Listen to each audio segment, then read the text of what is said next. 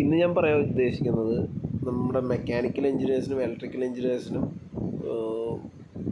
ഒരു വർക്കിംഗ് പ്രൊഫഷണലായിട്ട് കഴിയുമ്പോൾ ഒരു ഉപകാരപ്പെടുന്ന ഒരു എക്സ്ട്രാ ഒരു സർട്ടിഫിക്കേഷൻ ആണ് national certification examination for energy managers and energy auditors. അതായത് നമ്മൾ ഈ എക്സാമിനേഷൻ കണ്ടക്ട് ചെയ്യുന്ന വർഷങ്ങളോളം എല്ലാ വർഷവും കണ്ടക്ട് ചെയ്യും.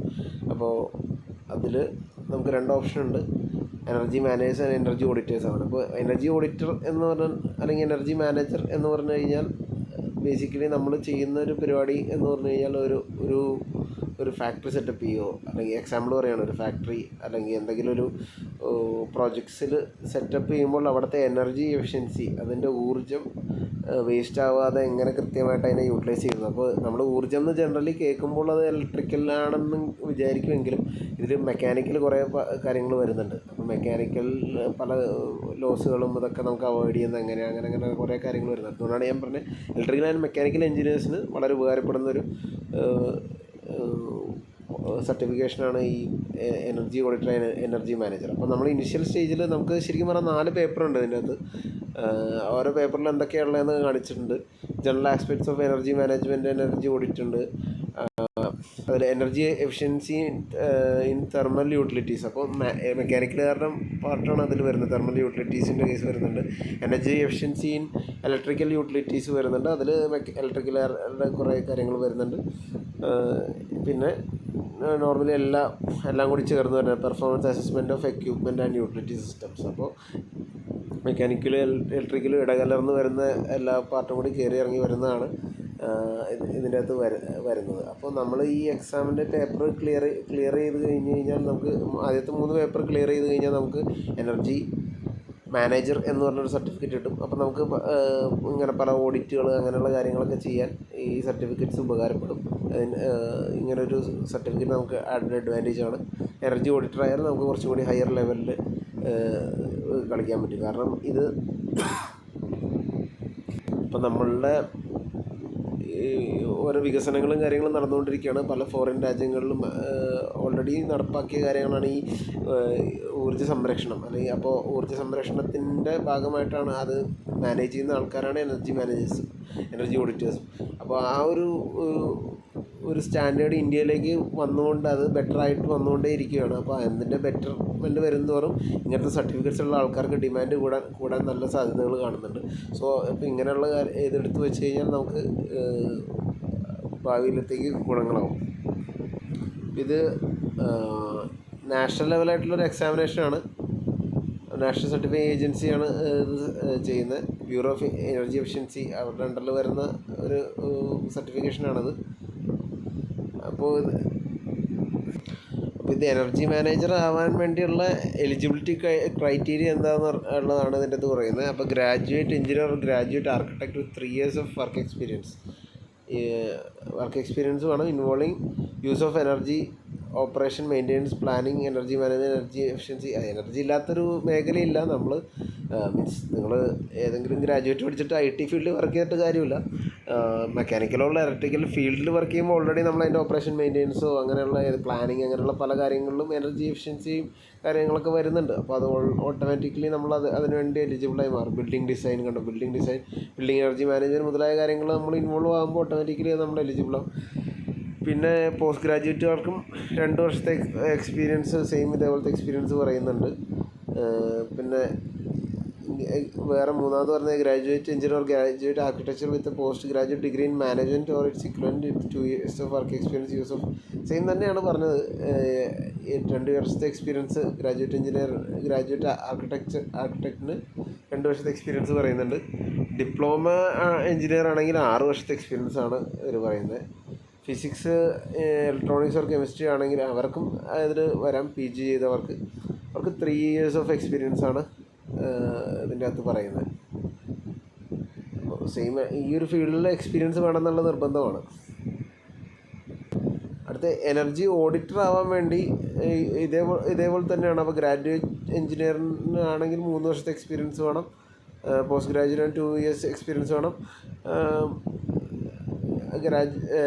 അതേപോലെ ഗ്രാജുവേറ്റ് എഞ്ചിനീയർ, ഗ്രാജുവേറ്റ് ആർക്കിടെക്ചർ എഞ്ചിനീയറിനാണെങ്കിൽ 2 years എക്സ്പീരിയൻസ് വേണമെന്നുള്ള പറയുന്നത്. സെയിം ഇത് തന്നെ. ഈ operation maintenance planning energy management ഈ ഫീൽഡിലാണ് വേണ്ടത്. അപ്പോൾ ഇത്ര എക്സ്പീരിയൻസ് റിലവൻ്റ് എക്സ്പീരിയൻസ് ആയാൽ മാത്രമാണ് നമ്മൾ ഈ എക്സാമിനേഷൻ എലിജിബിൾ ആവുള്ളൂ. അപ്പോൾ അതിൻ്റെ ഒരു ഇതിൻ്റെ എക്സ്പീരിയൻസ് സർട്ടിഫിക്കറ്റിൻ്റെ ഫോർമാറ്റൊക്കെ ഇതിൻ്റെ അകത്ത് തന്നെ കിടക്കുന്നുണ്ട്. ആ ഒരു രീതിയിൽ നമ്മൾ വർക്ക് ചെയ്യുന്ന കമ്പനിയിൽ നിന്ന് നമ്മൾ ഒരു എക്സ്പീരിയൻസ് സർട്ടിഫിക്കറ്റ് സെറ്റാക്കിയിട്ട് വേണം നമ്മൾ കൊണ്ടുപോകാൻ വേണ്ടി. അപ്പോൾ ഇവരുടെ ജനറൽ ലക്ഷ്യം എന്താണെന്നൊക്കെ ഇവർ എഴുതിയിട്ടുണ്ട്. നാഷണൽ സർട്ടിഫിക്കേഷൻ എക്സാമിനേഷൻ വഴി qualified professionals in the field of energy conservation ഉണ്ടാക്കാൻ ആണ് ഇവർ ശ്രമിക്കുന്നത്. അപ്പോൾ ഇവർ ബ്യൂറോ ഓഫ് എനർജി എഫിഷ്യൻസിയുടെ ഒരു ഇനിഷ്യേറ്റീവാണ് ഈ ഒരു എക്സാമിനേഷൻ നടത്തുക, നമ്മൾ ഈ സർട്ടിഫിക്കേഷൻ ചെയ്യുക എന്നുള്ളത്. അപ്പോൾ നമുക്ക് ഞാനിപ്പോൾ എടുത്തിരിക്കുന്നത് ഇതിൻ്റെ ഒരു സോഫ്റ്റ് കോപ്പിയാണ്. ഇതിൽ 4 ബുക്കുകളുണ്ട്. നമുക്ക് നമ്മുടെ എക്സാം ഫീസ് വരുന്ന ഒരു 10,500 വരുന്നത്. അപ്പോൾ അതടച്ച് കഴിയുമ്പോഴത്തേക്കും നമുക്ക് ഈ ബുക്കും കൂടി നമുക്ക് കിട്ടും.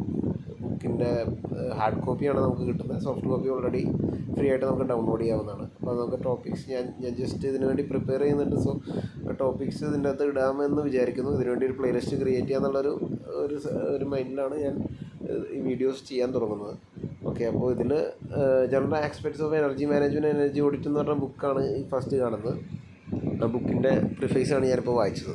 അപ്പോൾ ഈ ബുക്കിൻ്റെ അകത്തുള്ള ഒരു ഉള്ളടക്കം എന്ന് പറഞ്ഞു കഴിഞ്ഞാൽ എനർജി മാനേജ്മെൻറ്റ് എനർജി ഓഡിറ്റിൻ്റെ പ്രിൻസിപ്പിൾസാണ്. ഗ്ലോബൽ ആൻഡ് ഇന്ത്യയിലുള്ള അവസ്ഥ വെച്ച് എനർജി മാനേജിങ് ഓഡിറ്റിങ് എങ്ങനെയൊക്കെ ചെയ്യും, അതിൻ്റെ ഗൈഡൻസൊക്കെയാണ് തരുന്നത്. അതുകൂടാതെ നമ്മുടെ എനർജി മാനേജ്മെൻറ്റ് ഇത് കറക്റ്റായിട്ട് ചെയ്യുന്നതും ചെയ്യാത്തതും കൊണ്ടുള്ള പ്രകൃതിയുമായിട്ടുള്ള ഇംപ്ലിക്കേഷൻസും അങ്ങനെയുള്ള കാര്യങ്ങളാണ് ഇതിൻ്റെ അകത്ത് ഡീൽ ചെയ്തേക്കുന്നത്. അപ്പോൾ എന്താണ് എനർജി ഓഡിറ്റ്, അത് എങ്ങനെ ചെയ്യാം എന്നുള്ള കാര്യങ്ങളും ഇതിൻ്റെ അകത്ത് എങ്ങനെ ഒരു ഇൻഡസ്ട്രി വരുവാണെങ്കിൽ അവിടുത്തെ എനർജി ഇങ്ങനെ വേസ്റ്റ് ചെയ്യാതെ നമുക്ക് കൃത്യമായിട്ട് യൂസ് ചെയ്യാം എന്നുള്ള കാര്യങ്ങളും കൂടി അതിനകത്ത് വിശകലനം ചെയ്തിട്ടുണ്ട്.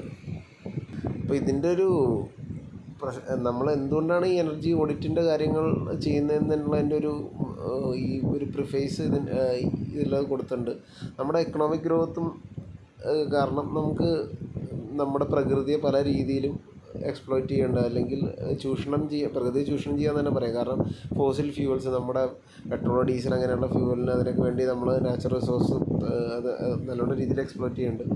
അപ്പോൾ നമ്മൾ അത് ഏറ്റവും കുറഞ്ഞ രീതിയിൽ എക്സ്പ്ലോയിറ്റ് ചെയ്താലാണ് ഇനി ഭാവി വരുന്ന തലമുറയ്ക്കും നമുക്കത് ഉപയോഗിക്കാനുള്ള രീതിയിൽ നമുക്ക് വിടാൻ പറ്റുള്ളൂ. അപ്പോൾ അങ്ങനെയുള്ള കാര്യങ്ങൾ മുൻനിർത്തിക്കൊണ്ടാണ് നമ്മൾ ഈ എനർജി ഓഡിറ്റിങ് അല്ലെങ്കിൽ എനർജി മാനേജ്മെൻറ്റ് എന്നുള്ള കാര്യത്തിന് ഇമ്പോർട്ടൻസ് കൊടുക്കുന്നത്. കാരണം എനർജി സേവ് ചെയ്യുന്നതോറും നമുക്ക് കുറച്ച് ഫോസിൽ ഫ്യൂവൽസ് ബേൺ ചെയ്താൽ മതി. ഇപ്പോൾ അത് ഏറ്റവും ചെറിയ കാര്യങ്ങൾ മുതൽ അത് തുടങ്ങുന്നു. നമ്മളിപ്പോൾ ഒരു വണ്ടി ഓടിക്കുമ്പോൾ തന്നെ ഒരു സ്ഥലത്ത് നിർത്തി വണ്ടി ഓഫ് ചെയ്തിട്ടാൽ സിഗ്നൽ മാറുന്നവരെ വണ്ടി ഓഫ് ചെയ്തിട്ട് രണ്ടാമത് സ്റ്റാർട്ട് ചെയ്ത് കഴിഞ്ഞാൽ ഒരു ഇത്ര സെക്കൻഡിൽ അല്ലെങ്കിൽ 1 മിനിറ്റത്തോളം നമ്മൾ ഇത് ഓഫ് ചെയ്താൽ അത്ര എനർജി അവിടെ ലാഭിക്കുകയാണ്. അങ്ങനെ ഒരു ദിവസം സിഗ്നലിൽ കിടക്കുന്ന അതിൻ്റെ കണക്കൊക്കെ എടുക്കാൻ നോക്കിയാൽ ലക്ഷക്കണക്കിനുള്ള അല്ലെങ്കിൽ കോടിക്കണക്കിനുള്ള വണ്ടികളുണ്ട്. അപ്പോൾ ഓരോ വണ്ടികളിൽ ഈ 1 സെക്കൻഡ് ഫ്യൂവൽ ലാഭിച്ച് കഴിഞ്ഞാൽ നമുക്ക് എത്രത്തോളം ഫ്യൂവൽ സേവ് ചെയ്യാം, അങ്ങനെ എത്രത്തോളം പ്രകൃതി എക്സ്പ്ലോയിറ്റ് ചെയ്യാണ്ടിരിക്കാമെന്നൊക്കെയുള്ള കണക്കുകളെല്ലാം നിങ്ങൾ ഒരുപക്ഷെ പല അഡ്വർടൈസ്മെൻറ്റുകളിലും ഇതിലൊക്കെ കേട്ടിട്ടുണ്ടാവും. അപ്പോൾ സിമിലർലി അത് ഒരു വണ്ടിയുടെ ഒരു എക്സാമ്പിളാണ് പറഞ്ഞത്. ഇതൊരു ഇൻഡസ്ട്രി ആകുമ്പോഴത്തേക്കും അതിൽ കൂടുതൽ പല പല കാര്യങ്ങൾ നമ്മൾ നോട്ട് ചെയ്യേണ്ടി വരും. അപ്പോൾ അങ്ങനെയുള്ള കാര്യങ്ങളൊക്കെയാണ് ഇതിൻ്റെ അകത്ത് വിശകലനം ചെയ്യപ്പെടുന്നത്. അപ്പോൾ ഇത് നമ്മുടെ ഫസ്റ്റ് ബുക്കിലുള്ള ചാപ്റ്റേഴ്സാണ് വരുന്നത്. 11 ചാപ്റ്ററോളം ഉണ്ട്. അപ്പോൾ ഇതിൻ്റെ അകത്ത് എന്തൊക്കെയാണ് കവർ ചെയ്യുന്നത് എന്നുള്ളതാണ് കാണിച്ചിരിക്കുന്നത്. എനർജിയുടെ സിനാരിയോ ഉണ്ട്, എനർജി കൺസർവേഷൻ ആക്ട് 2001 അതിൻ്റെ എന്തൊക്കെയാണ് അതിൻ്റെ പോളിസീസും, പിന്നെ എനർജിയുടെ വിവിധ തരം എനർജിയും ഊർജ്ജത്തിൻ്റെ വിവിധ തരങ്ങളും അതിനെങ്ങനെ മാനേജ് ചെയ്യണം, ഓഡിറ്റ് ചെയ്യണം എന്നുള്ളതെല്ലാം ചാപ്റ്റർ 4 വരുന്നത്. പിന്നെ മെറ്റീരിയൽ എനർജി ബാലൻസ് വരുന്നുണ്ട്, എനർജി ആക്ഷൻ പ്ലാനിങ്, പിന്നെ ഫിനാൻഷ്യൽ മാനേജ്മെൻറ്റ്. നമ്മൾ എനർജി കൺസർവ് ചെയ്യുമ്പോൾ നമുക്ക് ഫിനാൻഷ്യലായിട്ടുള്ള രീതിയിൽ എങ്ങനെ ബെനിഫിറ്റ് ചെയ്യുന്നു അങ്ങനെയുള്ള കാര്യങ്ങളെല്ലാം അതിൽ കവർ ചെയ്യും. പ്രോജക്റ്റ് മാനേജ് ചെയ്യുന്ന കേസുകൾ, ഒരു പ്രോജക്റ്റ് എങ്ങനെ മാനേജ് ചെയ്യാം, എനർജി എങ്ങനെ മോണിറ്റർ ചെയ്യാം എന്നുള്ള കാര്യങ്ങളെല്ലാം വരുന്നുണ്ട്. പിന്നെ എനർജി എഫിഷ്യൻസിയും ക്ലൈമറ്റ് ചേഞ്ചും, പിന്നെ പുതിയ തരം റിന്യൂവബിൾ ആയിട്ടുള്ള എനർജി സോഴ്സസ്, സോളാർ പോലത്തേക്കുള്ള കാര്യങ്ങളെല്ലാം അതിൻ്റെ അകത്ത് കവർ ചെയ്യുന്നത്, റിന്യൂവബിൾ സോഴ്സസിൽ കവർ ചെയ്യുന്നതാണ്. ഇപ്പോൾ ഞാൻ എടുത്തിരിക്കുന്നത് 2ാമത്തെ ബുക്കിൻ്റെ സോഫ്റ്റ് കോപ്പിയാണ്. അപ്പോൾ ഇതിൻ്റെ അകത്ത് energy efficiency in thermal utilities എന്ന് പറഞ്ഞ ഒരു ഡീറ്റെയിലിംഗ് ആണ് ഇതിൽ കൊടുത്തേക്കുന്നത്. അപ്പോൾ അതിൽ ബേസിക് പ്രിൻസിപ്പിൾസ് വരുന്നത് നമ്മുടെ ഫ്യൂവൽ യൂസേജ്, ബോയിലേഴ്സ്, ഫർണസ് അങ്ങനെയുള്ള സിസ്റ്റങ്ങളിലെല്ലാം യൂസ് ചെയ്യുന്ന നമ്മുടെ കൽക്കരി ഖനനം ചെയ്ത് നമ്മൾ ഇലക്ട്രിസിറ്റി ഉൽപ്പാദിപ്പിക്കാനൊക്കെ യൂസ് ചെയ്യുന്ന അതിൻ്റെ അതിനകത്തുള്ള എനർജി എഫിഷ്യൻസി എങ്ങനെ മെയിൻറ്റെയിൻ ചെയ്യാം എന്നുള്ളതാണ് പറയുന്നത്. ഓയിൽ വരും, കോൾ, ഗ്യാസ് അങ്ങനെയുള്ള എല്ലാ റേഞ്ചുകളിലേക്കും ഇത് പോകുന്നുണ്ട്.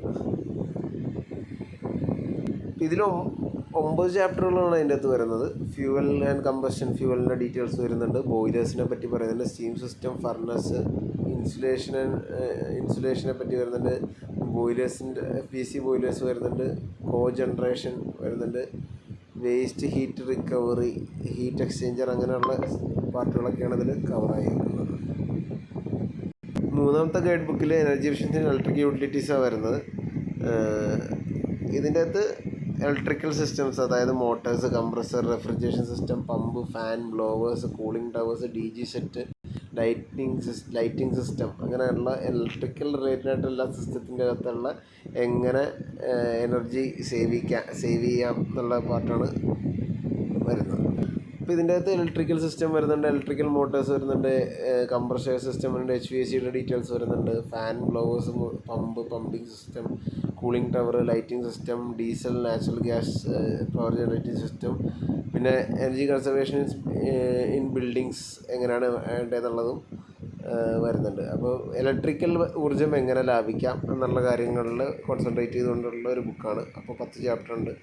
ഇപ്പം തന്നെ ഒരു 30 ചാപ്റ്റർ ആയി അല്ലേ. നമ്മുടെ ഫസ്റ്റ് ബുക്കിൽ 11 ചാപ്റ്ററും സെക്കൻഡ് ബുക്കിൽ 9, ഇതും കൂടി ആകുമ്പോൾ 30 ചാപ്റ്റേഴ്സ് നമ്മൾ പഠിക്കാനുണ്ട്.